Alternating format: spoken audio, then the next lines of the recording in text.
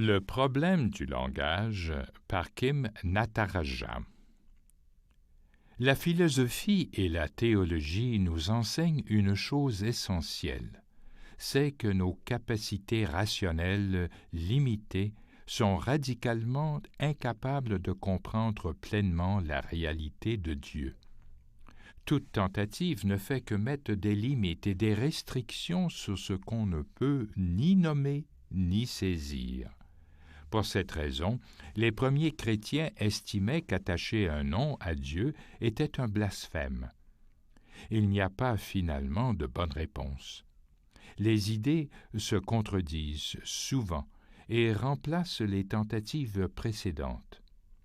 Toutes les théories et les théologies sont des tentatives d'interprétation personnelle et limitée.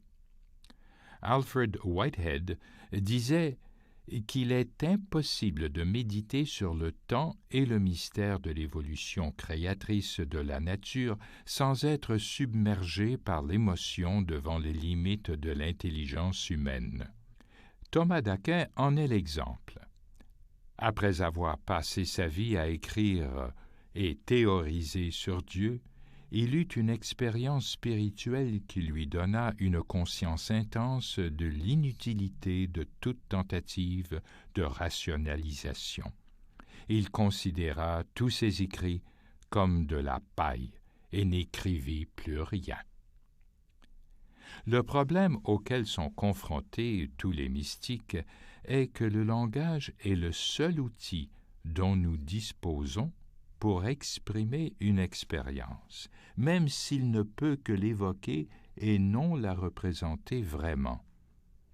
L'expression « nommer n'est pas connaître » est très juste, et pourtant le langage est tout ce que nous avons. De plus, l'expérience de Dieu s'accompagne aussi d'un désir profond de partager aux autres cette vérité libératrice. Maître Eckhart illustre cela en déclarant dans l'un de ses sermons allemands que même si l'Église est vide, il lui faudrait quand même faire son sermon, si grand est ce désir d'aider les autres à voir en toute clarté. Si l'on n'enseigne pas les ignorants, ils n'apprendront jamais, et aucun d'entre eux ne saura jamais l'art de vivre et de mourir. On enseigne les ignorants dans l'espoir que, d'ignorants, ils se changent en personnes éclairées. John Main exprime également ce même sentiment d'urgence. On doit pourtant essayer de parler, bien qu'on ne parle que pour amener les gens au silence. On doit trouver un moyen d'expliquer ce qu'est le parcours et pourquoi cela vaut la peine de le parcourir. Thomas d'Aquin, Maître Eckhart et John Main insistent tous cependant sur l'importance de faire l'expérience en elle-même plutôt que d'en parler ou de lire sur le sujet. Comme Maître Eckhart, John Main comprenait que renoncer aux pensées, aux concepts et aux images est la base essentielle de notre pratique de prière.